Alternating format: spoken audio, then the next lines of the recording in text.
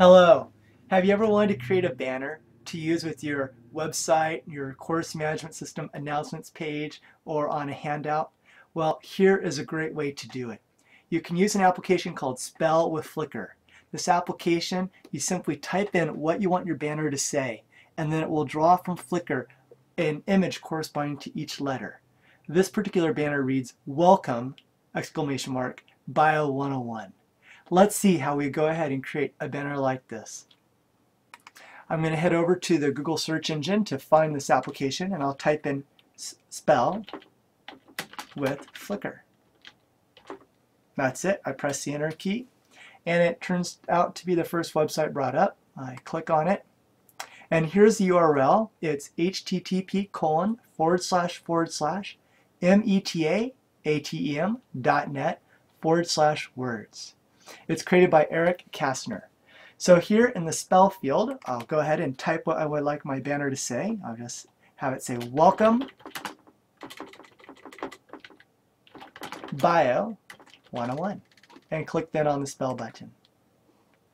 Then go ahead and scroll down, and there it is. That is your message, the banner. And if you want to change any of the letters, you can do that. Simply click on it, and Spell Flickr will replace it with another image. There we go. Once you are satisfied with the image that you have, you can go ahead and use a screencasting program to take a snapshot of that image.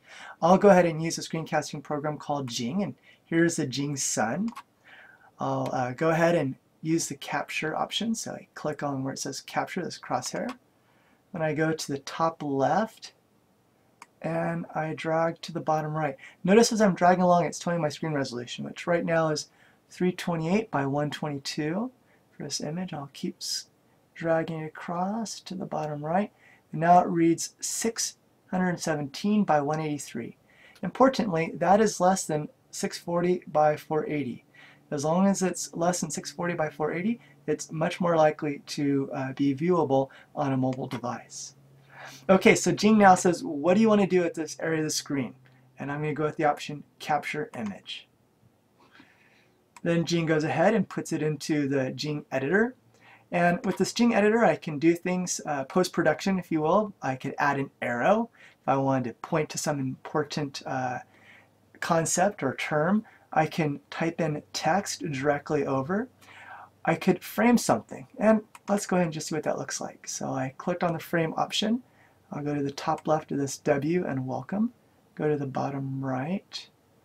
Let up on the left clicker. And now I have a frame. And if I want, I can go to the tool color and I can open it up and I can change the frame color. I can also highlight using the highlight option.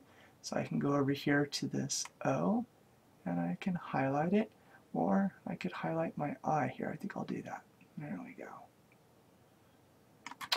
Once I'm happy with the way it looks, I'll go ahead and give it a name. I'll just call it, in this case, banner. And then I can either upload it to Screencast, and it'll give me a URL that I can later use, or I can go ahead and save it to the desktop, and I'll go with that option for this demonstration. So here I'm on the desktop, and I'll call it banner 101. There we go. And it's going to save it as a PNG image, which is a portable network graphic. Go ahead and click Save.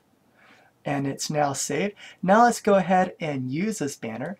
For this demonstration purpose, I'll go ahead and put it into a Ning discussion post, because not only can you use what I've just shown you to capture and create a banner, but any other image that you find interesting. So in Ning, I'm going to go over to the Insert Image option, click on it, and I will go ahead then and, I'll go ahead and browse. I'm going to look for banner 101.png and add it. Alright, there it is. And if I want, I can resize this banner by using the top left corner of the banner or bottom right. And there we go. Excellent. So enjoy.